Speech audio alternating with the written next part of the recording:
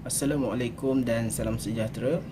Hari ini saya Muhammad Imran Muhammad Saleh dan Ahmad Mustaqin akan membentangkan satu topik iaitu berkaitan dengan uh, kod dan etika keguruan di bawah subjek profesional keguruan. Okey, pada hari ini kami diminta untuk menganalisis satu topik berkaitan isu semasa melibatkan etika dan kod keguruan lah. Okey, yang pertama sekali kita akan pergi pengenalan.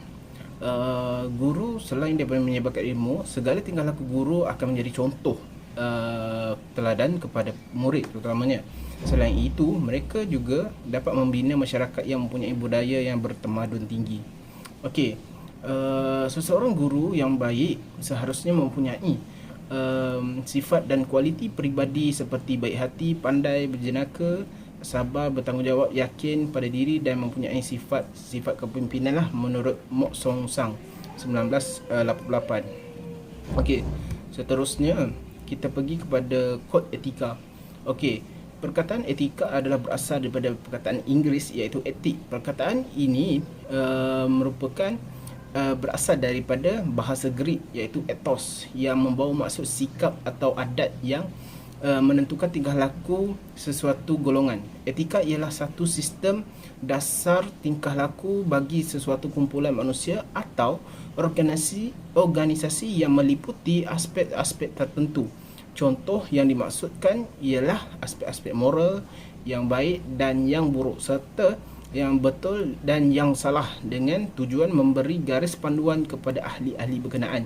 Masyarakat pula menggunakan etika itu untuk menganalisis, menilai dan menentukan sama ada tingkah laku manusia telah mengikut peraturan yang ditetapkan.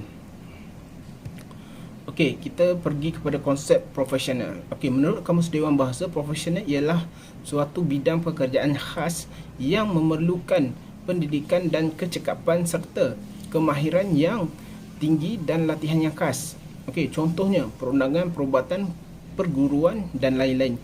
Berdasarkan ciri-ciri profesional, Mak Sosang 1996 merumuskan secara ringkas konsep profesionalisme sebagai suatu pekerjaan yang khusus dan dijalankan oleh orang yang mempunyai kelulusan tertentu.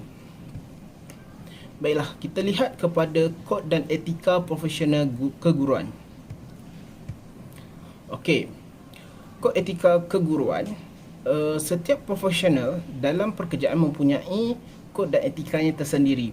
Kod dan etika ini juga dipunyai oleh profesional keguruan lah. Okey, setiap guru dikehendaki mematuhi kod etika sendiri demi menjaga status akhlak dan maruah dalam profesional keguruan. Di Malaysia, tata susila profesional keguruan yang disarankan oleh Kementerian Pendidikan merupakan landasan dan garis untuk setiap guru menjaga imej profesionalisme. Okey, tata susila profesional keguruan. Okey. Kami guru-guru Malaysia yakin bahawa tujuan utama pendidikan ialah berusaha menuju ke arah pembentukan warga negara yang berilmu, yang taat setia, yang bertanggungjawab, berkebolehan, yang menyedari betapa pentingnya usaha menuju ke arah kebenaran dan ke arah pencapaian hasrat yang gemilang dan yang percaya kepada demokrasi, kebebasan perseorangan dan prinsip-prinsip rukun negara. Itu merupakan tata susila profesional ataupun ikrar bagi seorang guru lah. Kepentingan kod dan etika ini. Okey, kod dan etika ini ialah menyediakan garis panduan bagaimana tingkah laku dalam profesional keguruan kerana kod etika ini sesuai untuk dirujuk dan diamalkan oleh guru. Kod etika perguruan menyatakan dengan jelas tentang tanggungjawab guru terhadap memegang amanah dalam bidang pendidikan. Oleh itu, guru lebih faham dan jelas tentang tanggungjawab mereka. Lain, etika keguruan bermaksud tugas hakiki guru yang menekankan dua amanah penting iaitu konsep ibadah dan pembangunan insan. Okey, kandungan yang dinyatakan dalam kod dan etika perguruan di negara ini menunjukkan perbezaan tertentu berbanding dengan kod etika negara-negara lain. Okey, guru dapat melihat keunikan etika yang diamalkan sama ada di negara ini atau di negara lain. Kod etika dalam bentuk dokumen usaha untuk menyemak semula kod ini dapat dilakukan. Kecemerlangan sesuatu profesional dilakukan boleh dilihat menerusi sejauh mana kod etika yang boleh dipertahankan dan dikuatkuasakan. Okey, seterusnya kita pergi kepada analisis artikel, yakni saya telah memilih salah satu artikel yang telah ditulis oleh Tusimani Munah Semi, iaitu bertajuk Integriti dalam Organisasi Pendidikan, keluaran Institut Teknologi Brunei, yang mana dalam artikel ini dia menerangkan secara ringkasnya berkaitan dengan integriti dalam pendidikan, yang mana dia melihat bahawa integriti dalam pendidikan ini merupakan satu perkara yang berkait rapat dengan accountability, iaitu dalam artikel ini juga dia menerangkan tentang integriti seorang guru itu terhadap pelajar, yang mana integriti ini juga merujuk kepada satu perkara iaitu accountability lah, yang mana bagaimana usaha seorang guru dalam memastikan pencapaian akademik serta membentuk potensi pelajar secara menyeluruh. Okey, dalam isu ini dia menceritakan bagaimana tanggungjawab seorang guru terhadap murid, ibu bapa dan masyarakat lah, yang mana dia menjelaskan kepada kita bahawa kepentingan integriti ini dalam satu bidang organisasi pendidikan, terutamanya di peringkat sekolah lah. Okey, jadi merujuk kepada perkara ini, saya telah melihat bahawa artikel ini lebih menerangkan tentang tanggungjawab seorang guru, dan saya cuba mengaitkan dengan isu-isu semasa yang terdapat di dalam dunia pada hari ini, iaitu berkaitan dengan isu integriti seorang guru, terutamanya guru dalam bidang pentadbiran maupun di guru-guru biasa, yang mana kita melihat kebanyakan pada hari ini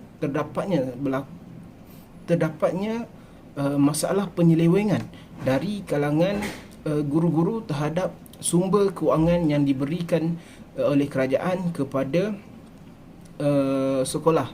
Kerana apa? Terdapat banyak isu yang kita dapat ketengahkan, melihat bahawa integriti seorang guru itu semakin hilang dan menggunakan kemampuan sumbangan wang yang diperuntukkan kepada murid-murid sebaliknya digunakan untuk perkara-perkara peribadi, dan yang lebih teruk digunakan untuk diri sendiri dan diambil sebagai satu bentuk rasuah dan pecah amanah dalam kalangan guru-guru. Okey, baiklah, seterusnya kita lihat sendiri bagaimana dalam satu artikel yang ditulis dalam berita harian pada tahun 2001, iaitu pada 14 Oktober, yang mana seorang guru besar didakwa atas dasar pecah amanah dalam mengambil wang zakat murid afnaf. Okey, untuk pengetahuan semua, ini merupakan satu isu yang berat, yang mana yang melibatkan integriti di kalangan guru-guru. Bagaimana seorang pentadbir utama ataupun kita lebih panggil sebagai guru besar yang merupakan ketua utama bagi sekolah-sekolah telah menyeleweng berkaitan dengan wang milik afnaf, murid-murid afnaf. Okey, hal ini merupakan satu perkara yang tidak elok dilihat, kerana dalam kod dan etika sendiri, guru ini adalah sebagai seorang yang perlu menunjukkan perwatakan yang baik, dan sekiranya seorang guru itu telah memecahkan amanah dan mewujudkan satu persepsi yang tidak baik di kalangan masyarakat, maka nama baik bagi organisasi pendidikan ini ataupun dalam sektor pendidikan ini akan dilihat sebagai satu isu yang mungkin boleh dikatakan sebagai masalah yang akan menjadi tanggapan buruk kepada masyarakat. Okey, seterusnya kita boleh lihat juga yang mana isu ini melibatkan bukannya sedikit, melainkan adalah melibatkan sumbangan iaitu melibatkan sumbangan sejumlah 75,000 wang yang diambil. Okey, seterusnya kita pergi kepada kes yang melibatkan di negeri Sabah sendiri, iaitu yang mana seorang guru besar dan juga merupakan seorang pengurus syarikat mengaku bersalah atas pertuduhan melakukan jenayah pecah amanah khasnya rasuah, yang mana ia melibatkan sekolah menengah kebangsaan Kunak 2, yang mana guru besar ini dituduh menyeleweng ataupun memecah amanah dan melibatkan sejumlah wang 2,000, yang mana impaknya bukanlah kepada kita secara keseluruhannya, sebaliknya ia lebih memberi kesan kepada murid-murid kerana wang ini sepatutnya disalurkan untuk membantu murid-murid dalam memastikan pembelajaran mereka, kebajikan mereka dijaga oleh guru dan masyarakat. Jadi sekiranya wujudnya golongan-golongan seperti ini yang mana mereka tidak menghayati kod dan etika dan tidak menghayati tentang apakah maksud profesional seorang guru itu, maka seorang guru merupakan lambang ataupun simbol kepada hal-hal yang baik yang merupakan rujukan kepada masyarakat dan juga rujukan kepada murid-murid kita. Jadi sekiranya berlakunya isu-isu pecah amanah seperti ini akan menyebabkan hal-hal melibatkan pendidikan ini akan menjadi tidak baiklah. Dan apa yang lebih buruk lagi ialah yang mana sumbangan tersebut sepatutnya diagihkan kepada murid-murid terbantut dan pelaksanaan kepada murid-murid tidak dapat dijalankan dengan baik kerana adanya unsur-unsur pecah amanah dari kalangan guru-guru dan pentadbir-pentadbir di sekolah. Okey. Hal ini seterusnya membantutkan usaha kerajaan untuk memastikan negara kita mempunyai murid dan sekolah yang mempunyai potensi dan kemampuan untuk membina sebuah negara maju dan masjid, iaitu ramai orang akan terkejut tentang mengetahui apabila berita-berita mengenai pelibatan guru dalam gejala rasuah.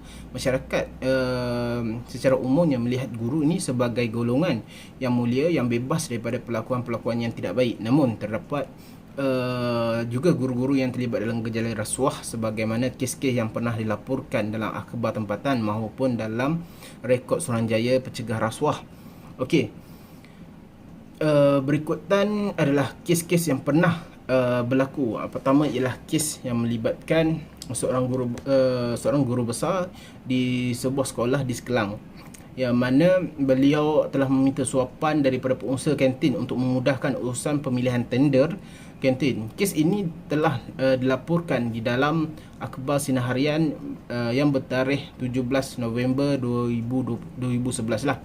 Kes kedua pula ialah melibatkan seperti mana yang terdapat dalam pengkalan data SPRM dengan nombor kes R062 38062011 yang melibatkan seorang guru lelaki yang berkhidmat di negeri Perlis, tertuduh telah disabitkan dengan 3 pertuduhan rasuah yang telah disabitkan bersalah dan dikenakan hukuman penjara 18 bulan bagi setiap pertuduhan lah. Okey, secara umumnya ingin saya jelaskan bahawa pada hari ini bahawa terdapat kes-kes yang melibatkan rasuah di kalangan guru ini bukanlah sesuatu kes yang baru. Walaupun kita lihat sektor pendidikan ini bukanlah satu sektor yang boleh mewujudkan suasana rasuah di kalangan guru-guru, kerana guru hanyalah bertindak sebagai ejen yang menyebarkan ilmu kepada anak-anak murid sahaja. Namun ada setengah kes melibatkan guru ini boleh disabitkan dengan kes rasuah, seperti mana kes yang berlaku melibatkan pemilihan tender kantin, dan terdapat lagi dalam pemilihan tender-tender yang diperlukan di peringkat sekolah, dan terdapat juga isu-isu melibatkan kes pecah amanah di kalangan guru lah, terutamanya mengambil wang sumbangan daripada masyarakat, mengambil wang zakat daripada anak-anak murid asnaf, dan terdapat juga uh, pencurian duit bantuan daripada kalangan murid-murid, dan amanah-amanah ini yang sepatutnya dipikul oleh guru-guru sebaliknya telah digunakan untuk kepentingan diri sendiri dan seterusnya menjadikan wang tersebut sebagai wang milik mereka sendiri, dan akhirnya apa yang berlaku ialah pembangunan kepada masyarakat dan kebajikan kepada murid-murid tidak dapat diteruskan, dan lebih buruk lagi ianya akan mewujudkan satu sentimen bahawa guru tidak lagi mempunyai status kemuliaan seperti mana dulu lagi, kerana masyarakat telah melihat bahawa guru-guru juga mempunyai masalah dalam bidang integriti, terutamanya melibatkan kes rasuah dan pecah amanah di kalangan guru-guru. Baiklah, seterusnya bersama saya Cikgu Mustaqim akan menerangkan langkah penyelesaian dalam salah laku etika guru. Okey, organisasi atau agensi kerajaan sentiasa berhadapan dengan pelbagai bentuk ancaman, sama ada dari dalam maupun luar persekitaran, dan ancaman ini boleh menjejaskan prestasi, produktiviti serta masa hadapan sesebuah organisasi. Dewasa ini, rata-rata ancaman ke atas organisasi berpunca daripada individu-individu dalam organisasi itu sendiri dan seterusnya melibatkan ahli-ahli lain yang merosakkan identiti organisasi kerajaan. Lazimnya, ancaman ini mempunyai hubung kait yang erat dengan isu etika dan integriti. Pengabaian kedua-dua prinsip ini boleh membuka peluang untuk berlakunya penyelewengan, rasuah, salah laku dan salah guna kuasa dalam sesebuah organisasi. Dalam konteks pekerjaan atau perkhidmatan, integriti merangkumi sifat-sifat menyeluruh seseorang individu atau sesebuah organisasi berdasarkan nilai-nilai murni sejagat termasuk aspek accountability. Justru, untuk melangkah ke masa hadapan yang lebih cemerlang, negara kita seharusnya bijak mengurus kejayaan, mempunyai masyarakat beretika dan kaki tangan amanah serta berintegriti. Selain itu, kaki tangan organisasi perlu mempunyai prinsip lebih tegas, kuat dan amanah dalam mengatasi pelbagai kelemahan, kekurangan diri serta menjaga nama organisasi. Cabaran besar yang perlu ditangani dalam usaha tersebut ialah pemantapan etika dan integriti dalam sesebuah organisasi. Okey, yang pertama kita lihat memperkasakan dasar-dasar kerajaan. Kerajaan telah berusaha memperbaiki dan pengukuhan integriti dalam sistem penyampaian perkhidmatan awam. Pelbagai dasar telah dilaksanakan oleh kerajaan seperti dasar etika, perkhidmatan awam, dasar nilai dan etika dalam perkhidmatan awam, dasar penerangan nilai-nilai Islam dalam perkhidmatan awam dan dasar tonggak 12. Integriti terbahagi kepada dua asas utama, iaitu yang pertama adalah individu dan yang kedua adalah organisasi. Namun begitu, pada umum integriti merujuk dan kualiti ini berteraskan kepada prinsip berpegang teguh kepada kejujuran dan amalan bermoral tinggi. Di peringkat individu, integriti ialah keselarasan di antara tindakan dengan prinsip moral, etika dan undang-undang serta keselarasan di antara kepentingan diri dengan kepentingan umum. Manakala di peringkat organisasi, ianya telah termaktub dalam pelaksanaan kod etika piagam pelanggan atau sistem dan proses kerja serta pematuhan kepada amalan terbaik. Kod etika berkenaan ditegaskan, diulangi dan dihayati oleh anggota organisasi berkenaan sehingga menjadi kebiasaan dan akhirnya menjadi budaya organisasi. Secara adilnya, integriti sama ada di peringkat individu maupun organisasi bermaksud code of behavior. Yang kedua adalah memperkasakan integriti, di mana integriti dan etika adalah asas kepada pengawasan yang efektif terhadap guru dan membina kepercayaan dalam komuniti.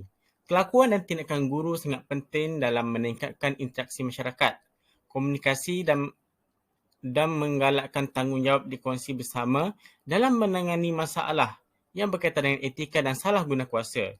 Institusi guru perlu berusaha bersungguh-sungguh membaiki dan mengukuhkan hubungan dengan masyarakat, melalui pemahaman konsep utama iaitu keadilan prosedur, pengurangan berat sebelah dan perdamaian antara kaum. Apabila ketiga-tiga konsep ini dilaksanakan secara bersama, maka akan wujud persekitaran kerjasama yang berkesan antara guru dan orang awam. Integriti dan etika perlu difahami serta tertanam dalam budaya perguruan supaya amalan yang baik terus diamalkan dan kepercayaan masyarakat diperolehi. Integriti merupakan elemen penting kesejahteraan kaki tangan awam. Kajian terdahulu mendapati integriti mempunyai hubungan yang positif dengan kesejahteraan individu, kesejahteraan komuniti dan kesejahteraan organisasi. Integriti membentuk staf yang mempunyai tingkah laku yang baik dan bebas daripada tingkah laku counter yang negatif seperti mencuri, vandalisme, memanjangkan waktu rehat tanpa kebenaran dan ponteng kerja. Kelemahan integriti akan menyumbang kepada keruntuhan nilai moral dan kerosakan sesuatu profesi pekerjaan. Yang ketiga adalah pembentukan nilai moral dari segi kaunseling. Setiap individu bertanggungjawab terhadap pembentukan integriti diri mereka. Menurut Aristotle, individu adalah bermoral apabila melakukan tindakan yang betul kerana mengetahui tindakan itu adalah betul secara konsisten dan sebatil dengan dirinya. Oleh itu adalah sangat penting untuk membentuk nilai moral yang baik melalui kebersihan dan latihan. Individu juga perlu mempunyai keberanian untuk menentukan sempadan dan mempertahankan diri daripada perkara yang merosakkan dirinya sendiri. Dan nilai yang dipegang dan menurut pandangan Conch menyatakan individu perlu menyerahkan kreativiti, tidak terlalu serius sehingga kehilangan sense of humor. Melakukan perkara yang betul tidak bersifat taksub kepada pribadi tertentu dan mendengar pendapat orang lain untuk menjana integriti diri mereka. Terdapat beberapa faktor yang telah dikenal pasti hasil daripada kajian soal CV yang telah dijalankan. Yang pertama, faktor ketirisan integriti masih terus berlaku dan punca utamanya adalah daripada dalam diri pribadi individu itu sendiri seperti perlakuan egoistik dan individualistik. Ada kalanya mengatasi prosedur dalaman, struktur dan sistem. Kedua adalah faktor organisasi seperti bentuk struktur organisasi. Organisasi perlu menyediakan deskripsi kerja, kod etika dan peraturan yang jelas menerangkan tingkah laku beretika. Integriti yang konsisten boleh dipupuk dalam kalangan pekerja. Dalam hal ini, pengaruh kepimpinan iaitu ketua para kaki tangan. Ketiga, budaya organisasi seperti sejumlah pengetahuan, pola perlakuan, sikap, kepercayaan dan andaian asas yang dikongsi bersama dan disebar kepada ahli organisasi. Budaya organisasi berlandaskan standard etika yang tinggi boleh menjadi penggerak dan pengaruh positif kepada amalan tingkah laku beretika dalam kalangan pekerja. Keempat, tahap ketika sesuatu isu etika tersebut penerimaan ahli organisasi terhadap salah laku yang berlaku. Sekiranya sesuatu tindakan yang dilakukan salah dan boleh menyebabkan kemudaratan terhadap pihak lain, ini menunjukkan isu tersebut penting dan perlu diberi perhatian yang serius. Pertama, melalui komitmen pengurusan atasan, ianya meliputi penciptaan etika organisasi dan melihat komponen kepimpinan adalah aspek penting kerana pemimpin boleh membuat, mengekalkan atau menukar persekitaran. Sehubungan dengan itu, sokongan untuk inisiatif etika mesti berpaksi daripada pengurusan kanan. Mereka boleh menunjukkan komitmen yang hebat dengan mengambil bahagian dalam sesi latihan dan melibatkan etika sebagai elemen biasa dalam ucapan. Persembahan dan tingkah laku mereka sehingga menjadi contoh kepada semua kaki tangan. Yang kedua adalah pemantapan amalan dan budaya kerja terbaik boleh dipupuk melalui penumbuhan kod etika, iaitu menyediakan garis panduan bagi etika dalam membuat keputusan. Menegaskan kod etika sebagai kenyataan daripada norma-norma dan kepercayaan sesebuah organisasi dengan tujuan untuk menggalakkan cara pemikiran serta mencorakkan sikap ke arah yang dikehendaki oleh tingkah laku. Kod etika menyediakan nasihat dan garis panduan mengenai tingkah laku pekerja yang dijangka serta kod etika membolehkan organisasi menentukan kedudukannya untuk menjadi sebuah organisasi yang mempunyai pekerja beretika dan pihak berkepentingan jelas mengenai nilai-nilai organisasi. Manakala berbeza menurut pandangan Kessel yang menyatakan bahawa kod etika adalah salah satu kaedah penting dalam membudayakan etika dalam organisasi. Justru dengan mengkompilasi kod etika boleh diselaraskan oleh pengurus sumber manusia atau pengamal. Ia adalah penting kerana satu pasukan petugas yang terdiri daripada individu-individu yang mewakili pelbagai fungsi dan dari pelbagai peringkat organisasi diwujudkan untuk membantu dalam penulisan dan melaksanakan kod. Apabila kod etika direka dengan baik dan berjaya digabungkan dengan amalan integriti, maka budaya dan disiplin akan menjadi asas moral yang dinamik dalam sesebuah organisasi.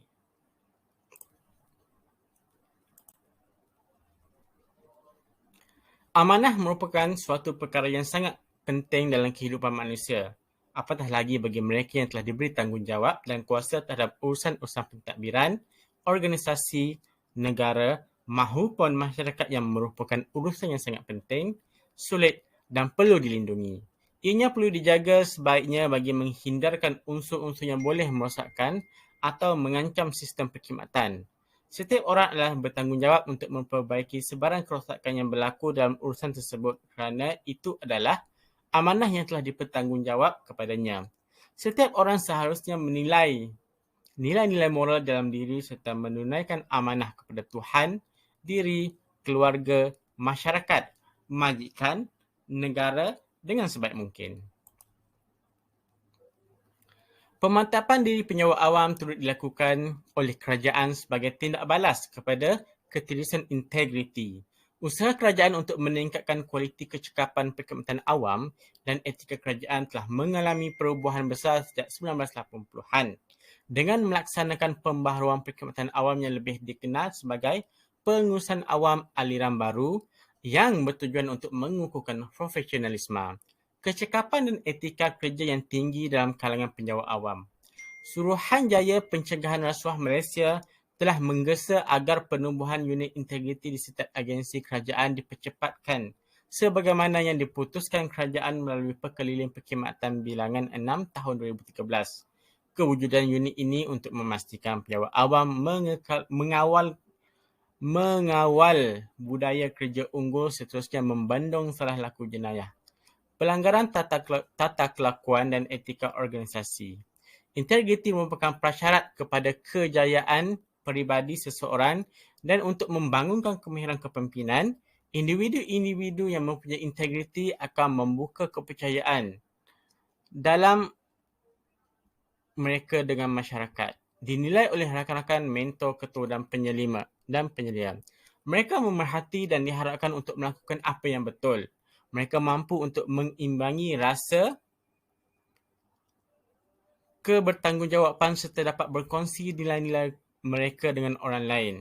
Kerana menjadi insan yang dipercayai dan dihormati kerana nilai-nilai baik yang telah diamalkan. Seterusnya adalah nilai-nilai bersama untuk membina perbadanan dan membangunkan budaya integriti. Seterusnya, budaya ini akan memberi kesan kepada hubungan interpersonal dalam mewujudkan pekerja yang mempunyai nilai moral tinggi, pekerja bermotivasi dan kreatif.